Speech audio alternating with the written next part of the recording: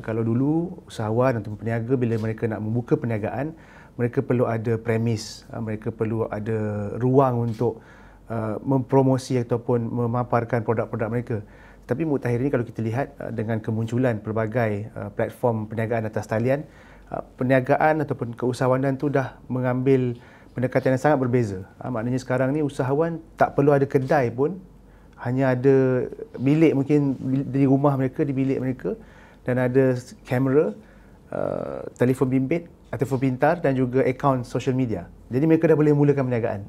Memang kita ada menawarkan ataupun memberikan mereka ni latihan dan juga pendidikan dari segi bagaimana nak memahami aplikasi social media di smartphone, di telefon pintar kita, dan bagaimana mereka boleh memanfaatkan akaun social media mereka, media sosial ni seperti TikTok, seperti Shopee, banyak lagi lah yang mana mereka boleh gunakan platform ini untuk mempromosikan perniagaan mereka.